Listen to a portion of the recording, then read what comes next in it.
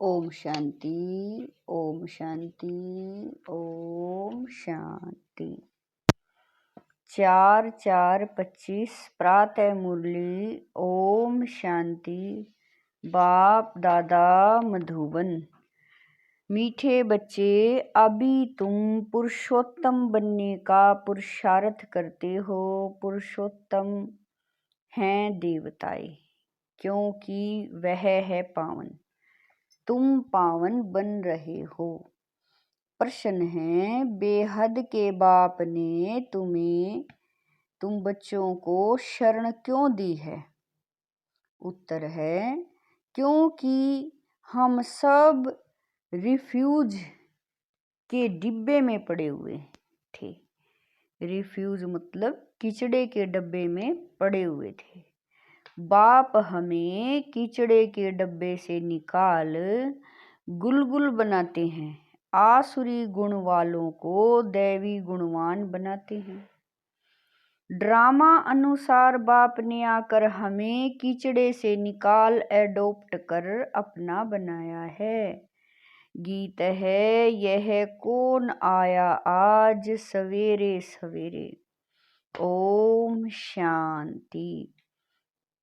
रात को दिन बनाने के लिए बाप को आना पड़े।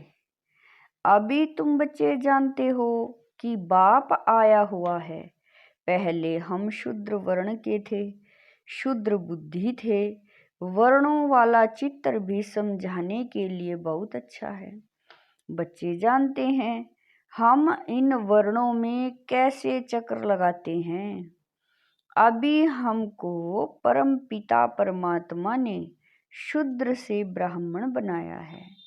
कल्प कल्प कल्प के संगम युगे हम ब्राह्मण बनते हैं। ब्राह्मणों को पुरुषोत्तम नहीं कहेंगे। पुरुषोत्तम तो देवताओं को कहेंगे। ब्राह्मण यहाँ पुरुषार्थ करते हैं पुरुषोत्तम बनने के लिए। पतित से पावन बनने लिए ही बाप को बुलाते हैं। तो अपने से पूछना चाहिए, हम पावन कहाँ तक बने हैं? स्टूडेंट भी पढ़ाई के लिए विचार सागर मंथन करते हैं ना। समझते हैं इस पढ़ाई से हम यह बनेंगे। तुम बच्चों की बुद्धि में है कि अभी हम ब्राह्मण बने हैं।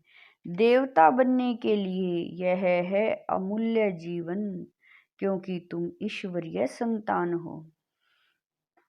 ईश्वर तुमको राजयोग सिखला रहे हैं, पतित से पावन बना रहे हैं, पावन देवता बनते हैं। वर्णों पर समझाना बहुत अच्छा है। सन्यासी आदि इन बातों पर नहीं ठहरेंगे। बाकी 84 जन्मों का हिसाब समझ सकते हैं। यह भी समझ सकते हैं कि हम सन्यास धर्म वाले 84 जन्म नहीं लेते हैं। इस्लामी बोधी आदि भी समझेंगे हम 84 जन्म नहीं लेते हैं। हाँ, पुनर्जन्म लेते हैं, परंतु कम। तुम्हारे समझाने से झट समझ जाएंगे। समझाने की भी युक्ति चाहिए। तुम बच्चे यहाँ सम्मुख बैठे हो तो बाबा बुद्धि को रिफ्रेश करते हैं। जैसे और बच्चे भी यहाँ आते हैं रिफ्रेश होने के लिए, तुमको तो रोज बाबा रिफ्रेश करते हैं कि यह धारणा करो। बुद्धि में यही ख्यालात चलते रहें। हम 84 जन्म कैसे लेते हैं? शूद्र से ब्राह्मण बने हैं। ब्रह्मा की संतान ब्राह्मण। अब ब्रह्मा कहाँ से आए? बाप बैठ समझाते हैं। हम इनका नाम ब्रह्मा रखते हैं। यह जो ब्रह्मा कुमार कुमारियां हैं, यह फैमिली हो गई, तो जरूर एडॉप्टेड हैं। बाप ही एडॉप्ट करेंगे। उनको बाप कहा जाता है, दादा नहीं कहेंगे। बाप को बाप ही कहा जाता है। मिलकियत मिलती ही बाप से है। कोई चाचा मामा व बिरादरी वाला भी एडॉप्ट करते हैं। जैसे बाप ने सुनाया था, एक बच्ची कीचड़े के डब्बे में पड़ी थी। वह कोई ने उठाए जाकर उसको गोद में दी, क्योंकि उनको अपना बच्चा नहीं था। तो बच्ची जिनकी गोद में गई उनको ही मम्मा बाबा कहने लग पड़ेगी ना। यह फिर है बेहद की बात। तुम बच्चे भी जैसे बेहद के कीचड़े के डब्बे में पड़े हो। विषय वैतरणी नदी में पड़े थे, कितने गंदे हुए पड़े थे। ड्रामा अनुसार बाप ने आकर उस कीचड़े से निकाल तुमको अडॉप्ट किया है। तमो प्रधान को कीचड़ा ही कहेंगे ना। आसुरी गुण वाले मनुष्य हैं। देह अभिमान काम क्रोध भी बड़े विकार है ना। तो तुम रावण के बड़े रिफ्यूज में पड़े थे, वास्तव में रिफ्यूजी भी हो। अब तुम बेहद के बाप की शरण ली है। बाबा कह रही हैं अब तुमने बेहद के बाप की शरण ली है। रिफ्यूज से निकल गुल गुल देवता बनने। इस समय सारी दुनिया रिफ्यूज के बड़े डब्बे में पड़ी है। बाप आकर तुम बच्चों को कीचड़े से निकाल अपना बनाते हैं, परंतु कीचड़े में रहने वाले ऐसे हीरे हुए हैं जो निकालते हैं फिर भी कीचड़ा ही अच्छा लगता है। बाप आकर बेहद के कीचड़े से निकालते हैं, बुलाते भी हैं कि बाबा आकर हमको गुलगुल बनाओ, कांटों के जंगल से निकाल फ्लावर बनाओ, खुदाई बगीचे बिठाओ। अब असुरों के जंगल में पड़े हैं। बाप तुम बच्चों को गार्डन में ले चलते हैं। शूद्र से ब्राह्मण बने हैं, फिर देवता बनेंगे। यह देवताओं की राजधानी है। ब्राह्मणों की राजाई है नहीं, बल पांडव नाम है, परंतु पांडवों को राजाई नहीं है। राजाई प्राप्त करने के लिए बाप के साथ बैठे हैं। बेहद की रात अब पूरी हो, बेहद का दिन शुरू होता है। गीत सुनाना। कौन आया सवेरे सवेरे, सवेरे सवेरे आते हैं रात को मिटाए दिन बनाने, अर्थात स्वर्ग की स्थापना नरक का विनाश कराने। यह भी बुद्धि में रहे तो खुशी हो। जो नई दुनिया में उच्च पद पाने वाले हैं वह कभी अपना आसुरी स्वभाव नहीं दिखाएंगे। जिस यज्ञ से इतना ऊंच बनते हैं उस यज्ञ की बहुत प्यार से सेवा करेंगे। ऐसे यज्ञ में तो हड्डियां भी दे देनी चाहिए। अपने को देखना चाहिए। इस चलन से हम उच्च पद कैसे पाएंगे? बेसमझ छोटे बच्चे तो नहीं है ना, समझ सकते हैं राजा कैसे प्रजा कैसे बनते हैं। बाबा ने रथ भी अनुभवी लिया है। जो राजाओं आदि को अच्छी रीति जानते हैं, राजाओं के दास दासियों को भी बहुत सुख मिलता है। वह तो राजाओं के साथ ही रहते हैं, परंतु कहलाएंगे तो दास दासी। सुख तो है ना, जो राजा रानी खाए वह उनको मिले, बाहर वाले थोड़े ही खा सकते हैं। दासियों में भी नंबरवार होती हैं, कोई श्रृंगार करने वाली, कोई बच्चों को संभालने वाली, कोई झाड़ू आदि लगाने वाली। यहाँ के राजाओं को इतने दास दासियां हैं तो वहाँ कितने ढेर होंगे। सब पर अलग अलग अपनी चार्ज होती है, रहने का स्थान अलग होगा। वह कोई राजा रानी जैसे सजाया हुआ नहीं होगा। जैसे सर्वेंट क्वार्टर्स होते हैं ना, अंदर आएंगे जरूर, परंतु रहते सर्वेंट क्वार्टर्स में हैं तो बाप अच्छी रीति समझाते हैं, अपने पर रहम करो, हम ऊंचे ते ऊंच बने हैं। हम अभी शूद्र से ब्राह्मण बने हैं, अहो सौभाग्य, फिर देवता बनेंगे। यह संगम युग बहुत कल्याणकारी है।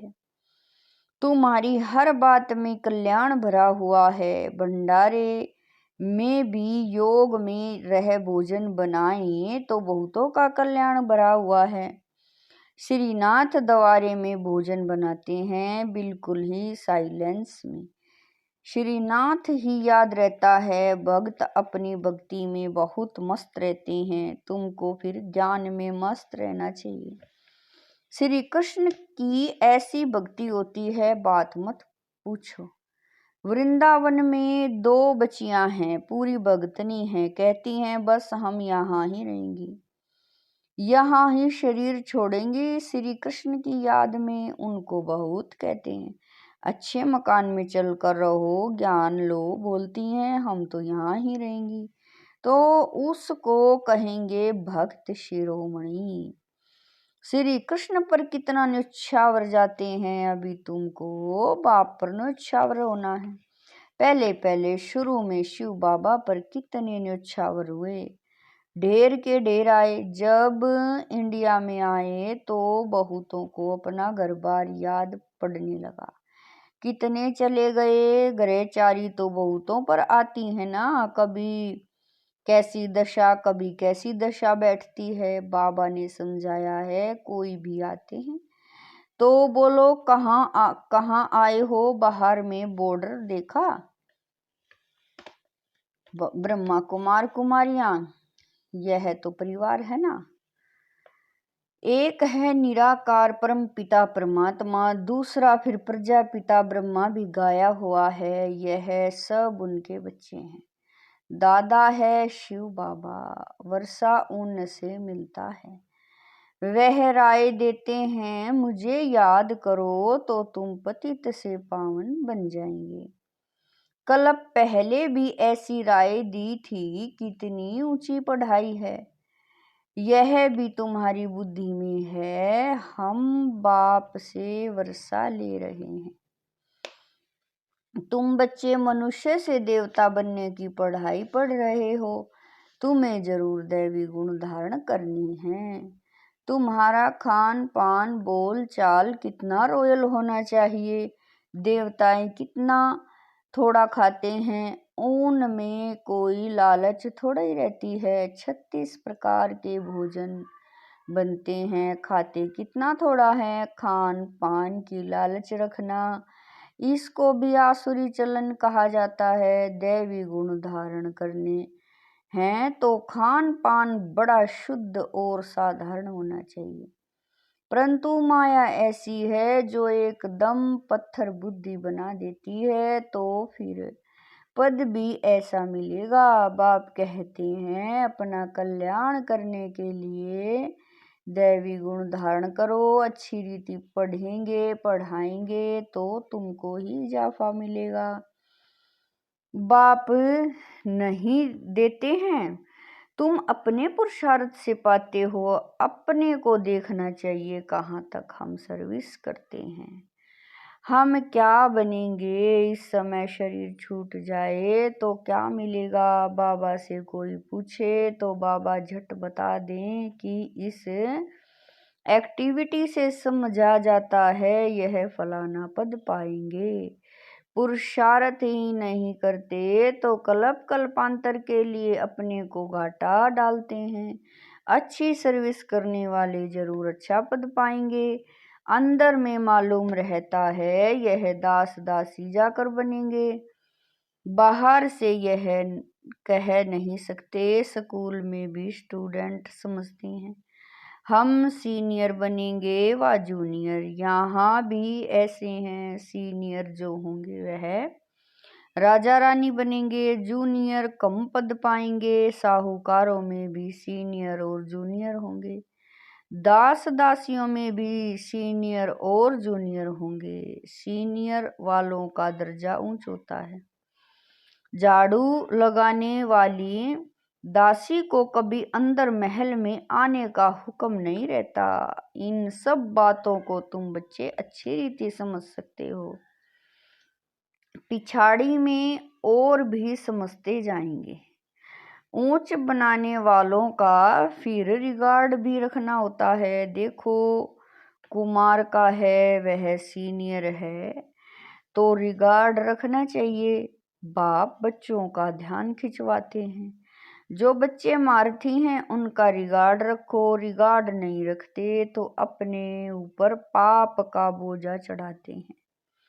यह सब बातें बाप ध्यान में देते हैं। बड़ी खबरदारी चाहिए। नंबर वार किसी का रिगार्ड कैसे रखना चाहिए बाबा तो हर एक को जानते हैं ना। किसी को कहे तो ट्रेटर बनने में देरी न करें, फिर कुमारियों माताओं आदि पर भी बंधन आ जाते हैं, सितम सहन करने पड़ते हैं। बहुत करके माताएं ही लिखती हैं, बाबा हमको यह बहुत तंग करते हैं, हम क्या करें। अरे तुम कोई जानवर थोड़ा ही हो जो जबरदस्ती करेंगे। अंदर में दिल है तब पूछती हो क्या करूं। इसमें तो पूछने की भी बात नहीं है। आत्मा अपना मित्र है, अपना ही शत्रु है। जो चाहे सो करें, पूछना माना दिल है। मुख्य बात है याद की, याद से ही तुम पावन बनते हो। यह लक्ष्मी नारायण नंबर 1 पावन है ना। मम्मा कितनी सर्विस करती थी, ऐसा तो कोई कह न सके। हम मम्मा से भी होशियार हैं। मम्मा ज्ञान में सबसे तीखी थी। योग की कमी बहुतों में है, याद में रह नहीं सकते हैं। याद नहीं करेंगे तो विक्रम विनाश कैसे होंगे। ला कहता है पिछाड़ी में याद में ही शरीर छोड़ना है। शिव बाबा की याद में ही प्राण तन से निकले। एक बाप के सिवाय और कोई याद न आए, कहाँ भी आसक्ति न हो। यह प्रैक्टिकल करनी, बाबा कह रही हैं यह प्रैक्टिस करनी होती है। हम अशरीरी आए थे, फिर अशरीरी होकर जाना है। बच्चों को बार बार समझाते रहते हैं, बहुत मीठा बनना है, दैवी गुण भी होने चाहिए। देह अभिमान का भूत होता है ना, अपने पर बहुत ध्यान रखना है, बहुत प्यार से चलना है। बाप को याद करो और चक्र को याद करो। चक्र का राज किसी को समझाया तो भी वंडर खाएंगे। 84 जन्मों की ही किसी को याद नहीं रहती है तो 84 लाख फिर कैसे कोई याद कर सके। ख्याल में भी आ न सके, इस चक्र को ही बुद्धि में याद रखो तो भी अहो सौभाग्य। अभी यह नाटक पूरा होता है।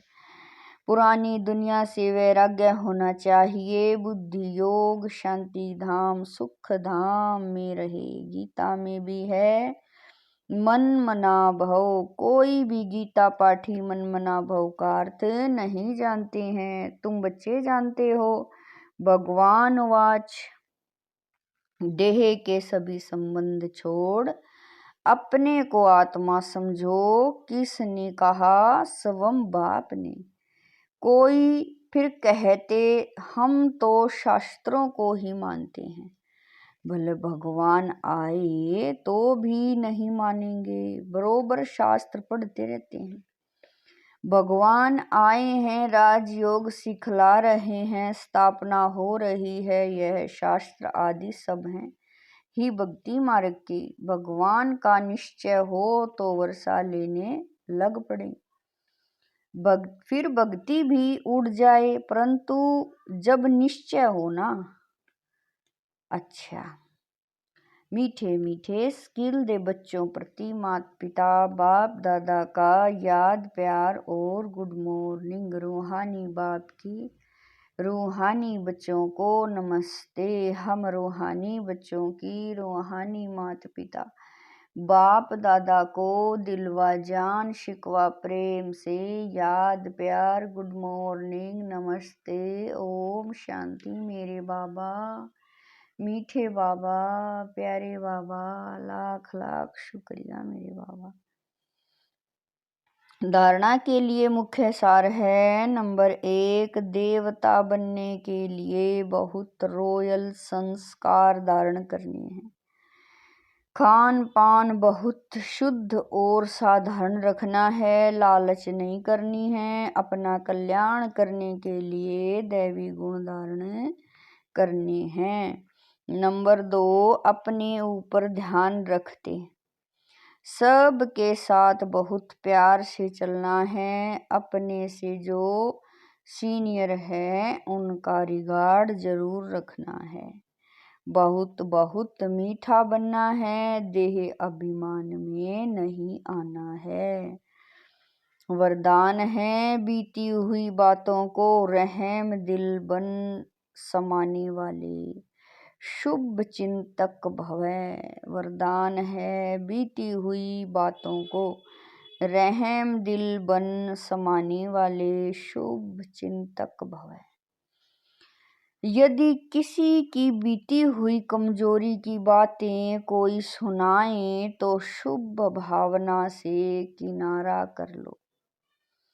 व्यर्थ चिंतन या कमजोरी की बातें आपस में नहीं चलनी चाहिए। बीती हुई बातों को रहम दिल बनकर संभालो, क्षमा कर शुभ भावना से उस आत्मा के प्रति मनसा सेवा करते रहो। भले संस्कारों के वश कोई उल्टा कहता, करता या सुनता है तो उसे परिवर्तन करो। 1 से 2 तक, 2 से 3 तक ऐसे व्यर्थ बातों की माला न हो जाए, ऐसा टेंशन रखना, अर्थात शुभ चिंतक बनना। स्लोगन है संतुष्ट मणि बनो तो प्रभु प्रिय, लोकप्रिय और स्वयं प्रिय बन जाएंगे। स्लोगन है संतुष्ट मणि बनो तो प्रभु प्रिय, लोकप्रिय और स्वयं प्रिय बन जाएंगे। अव्यक्त इशारे कंबाइंड रूप की स्मृति से सदा विजयी बनो। अव्यक्त इशारे हैं कंबाइंड रूप की स्मृति से सदा विजयी बनो। जैसे शरीर और आत्मा कंबाइंड हैं तो जीवन है। यदि आत्मा शरीर से अलग हो जाए तो जीवन समाप्त हो जाता है। ऐसे कर्मयोगी जीवन अर्थात कर्म योग के बिना नहीं, योग कर्म के बिना नहीं, सदा कंबाइंड हो तो सफलता मिलती रहेगी। ओम शांति।